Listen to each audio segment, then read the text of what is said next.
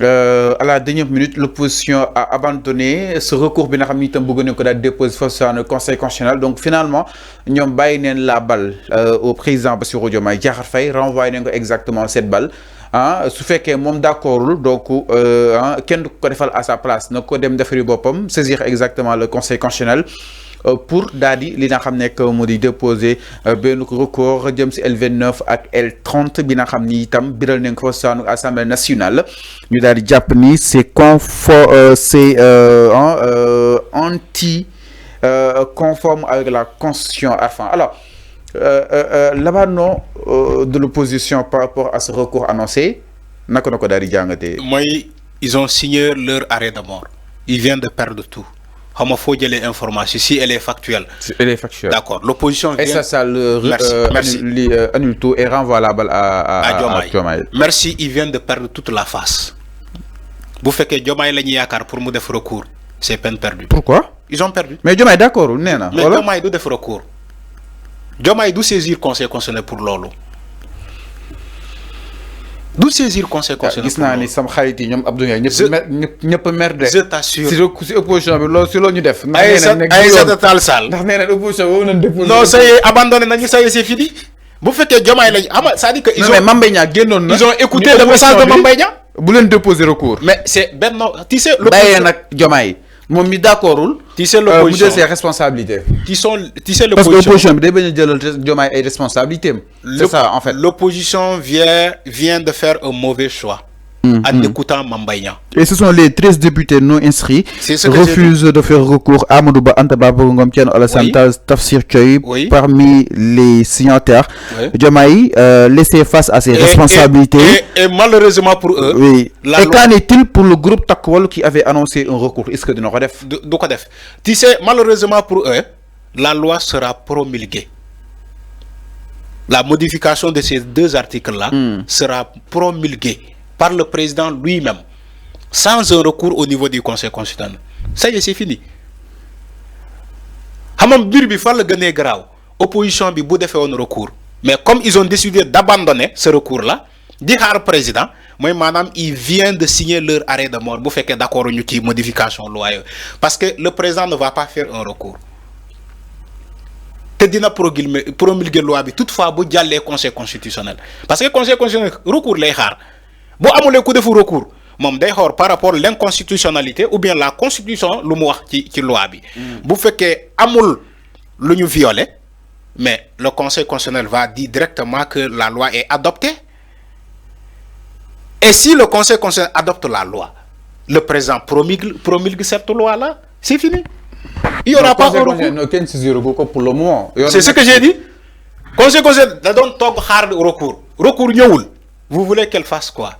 Ah mais opposition bi ñom opposition bi mom mo wara def recours deful recours maintenant à qui la faute? Non, les partisans de l'opposition ñom mais dama né depuis les chroniqueurs de l'opposition ama kérok wax na gis na la ñuy xunt rek so ba tay xama néna la dafa am ay catégorie de personnes yi wara def recours c'est pas sénégalais lambda bi mo meuna def recours au niveau du conseil constitutionnel sinon mu ñaaw dédé député mo meuna def recours député mi voté loi bi bu féké amna ben groupe parlementaire bi d'accordul mën def recours ou bien sinon le président même yoon may nako mu saisir conseil constitutionnel pour l'inconstitutionnalité de la loi. Voilà ces types de personnes ñi mën def recours au niveau du conseil constitutionnel. Maintenant si les députés de l'opposition disent que ñom defuñu recours, vous attendez à qui pour mu def recours bobu? C'est pas le président, il va pas faire ce recours là. Parce que président ci bopam néné bañu ñu lu député yi woté mom bañu ko dé. Néné mom consensus la wote mom moko gënalon mais loi bi bañ ko yobé ci mom il a donné son accord pour que les députés ñu votent loi bi. Et si ce président là venait à saisir le conseil constitutionnel, donc day wax une chose et son contraire. Da fay wax une chose et son contraire. C'est comme si wax waxet la. Et je crois que le président de la République Diomaye Faye du dem ba egg fofu. Mon mi doon défendre loi bobu dina loi bobu baxul quand il était dans l'opposition. Non Diomaye néna démarche bi. Oui. Annu si tout d'abord waroon neen bàyyi ñu am li nga xam ne que moo di exactement ay consensus allant dans ce sens parce que moom woote woon na ko alors il y a des avant projet dem si wàllu woowu noonu avant projet soo ko déggee mooy mën nañ ko waxtaanee waat ay proposition de projet la entre autres mais Diomaye ne comprend pas l'attitude de Pastef dem sax France 24 bi ñu reconnu Diomaye est en déphasage exactement avec la loi ñëpp noonu la ko titré en fait xam nga titrage journaliste ak li am du benn Diomaye li mu wax est-ce que le président waa léegi man je te mets devant le fait accompli l'attitude des députés je te mets devant le fait accompli est-ce que keroog ci interview Diomaye ak ces trois journalistes là est-ce que dégg nga fu ne fépp fu Diomaye taxaw ne je suis en déphasage avec la démarche oui wax na ko fan la ko wax ci ban passage man li ma dëgg mu wax dinaa ko d'accord man li ma dëgg mu wax dafa ne dañ ma andil loi bi ba ñu ma andee loi bi ma càmbar ko xool ko il s'est trouvé que man li ma prévoiroon ci les réformes ak ñoom lu ñu andi dafa am similitude dafa am lu ñu bokk moo tax ma permettre ces députés là qui sont dans leur droit de perpétuité donc lu leen yoon may ci Assemblée nationale mais li ma gënaloon man ñu dem ci consensus bi parce que je reste un homme de consensus je reste un homme de dialogue voilà la citation du président mais il n'a jamais dit que je suis en déphasage avec la démarche maintenant si bu fekkee dafa am média bi titré loolu média bi moo xam lu tax mu titré loolu bu fekkee le président est en déphasage avec la loi mais on attend son recours. Pas en déphasage avec la loi mais avec l'attitude madame avec la démarche des députés exactement. On attend son recours. C'est ça en fait. On attend son recours. Pas la loi en tant que telle mais la démarche. waaw léegi ku d'accord ci loi bi. ku d'accord ci loi bi loi bañ la andi ba nga joxe sa accord nga d'accord ci boo defee beneen geste c'est comme si da nga waroo ak li nga wax. alors ñu déglu Diomaye Arfan parce que. consensus la bu ñu bokk seeni consensus la bulletin unique consensus la révision permanente liste électorale consensus la dépôt caution avant ngay retirer fiche parrainage pour mettre de l'ordre consensus la nouvelle loi sur les partis politiques consensus la ak yeneen. wax naa la ne après dama teg des comités d'experts di rapport yi génne comité d'experts yooyu liggéey jéebale ma ne leen nañu ñëw xool orientation politique pour bañ ci réero ñu xool orientation politique yi ma ne nañu teg un comité de relecture bi liggéey jéebale un code électoral dans lequel au-delà de la déchéance am na des avancées majeures bulletin unique CENI ak yooyu kon j'ai pas compris effectivement que ñu dem seppi ci benn point duggal ko ci procédure d'urgence pour voter une loi parce que day mel ni court-circuité dynamique boo xamante ne mu ngi woon en cours pour loo xamante ne normalement bu code bii di ñëwee ak lu mu comporté yépp ba pare comporter la même disposition boo demee ci disposition transitoire yi dina wax ne que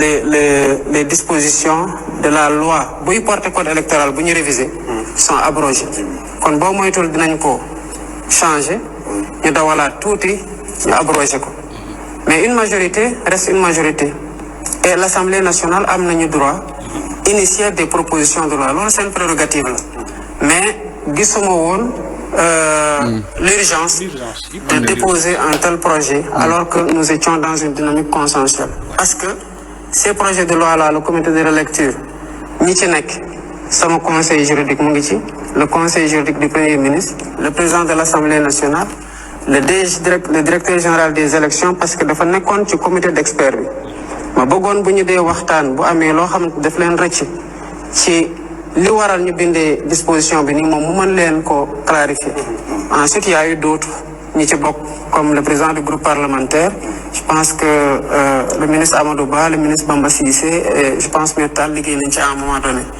donc ñooñu ñoo tëgg andi bu ñu tëggee andi j'ai regardé il y a eu quelque chose qui a voulu être introduit au dernier moment sur lequel laajoon nañu waxtaan waxtaan nañu ci bu mu paree j'ai pris le temps de lire je suis très pris mais j'ai tenu à lire certains projets de loi et j'ai lu la constitution, la cour constitutionnelle, la loi sur les partis politiques. Je pense que c'est la loi, le code électoral la jotul woon am temps lire ko bu mu jeex mais au moins dem naa ci disposition yi sur la déchéance ba mu wóor ma ne que nous avons le même projet de loi pour que mu bañ am malentendu entre ñun lu ñu nekk di def ak li Assemblée nationale di nekk di def kon sous ce rapport on a été très transparent, très ouvert, très inclusif pour réeroo bañ ci am. Alors encore une fois, le président Diomaye n'avait pas compris la proposition de loi modifiant les articles. Non, le président, d'accord sur la loi, d'accord avec l'attitude des députés, il n'a précipité. Il n'avait pas compris l'urgence. Voilà, non, pas urgence. Non, avant urgence. Nous devons comprendre le fait que le député dit c'est à l'Assemblée nationale l'attitude sur le comportement voilà l'attitude madame Jeffin-bi mais d'accord sur la mais Jeffin-bi le fait que nous dit ko nous mënul comprendre exactement xam nga boo mënee résumer président lu mu wax lu mu doon boo ko mënee résumer en un seul mot ñun xamuñu président lu mu bëgg sénégalais xamuñu président lu mu bëgg ci dernière version gis nga li nga teg nii vers la fin il a dit dama lire projet bi ñu mengo ak lu ñuy wax sama avant projet bi ak loi bu député yi nekk di voter ñu mengo maintenant on comprend pas le président lu mu bëgg lan la bëgg a wax sénégalais xamuñu ko parce que waxam leerul waxam yi leerul il fallait dire catégoriquement je suis pas d'accord ou bien je suis d'accord. Mais il nage entre les deux terrains, entre les deux fleuves. Comme si Macky Sall demandait oui, wahuma non. On sous-entend ça. Mais le président se devait d'être beaucoup plus explicite que la loi là. Soit il est d'accord, comme l'a dit les députés, président Moïne mom d'accord dans le fond et dans la forme, ou bien le président il dit simplement je ne suis pas d'accord. Mais jamono bi ne ay waxam leerul moo tax ma ne l'opposition a fait une très grande erreur. Le fait que nous abandonnons. Merci, le fait que nous abandonnons.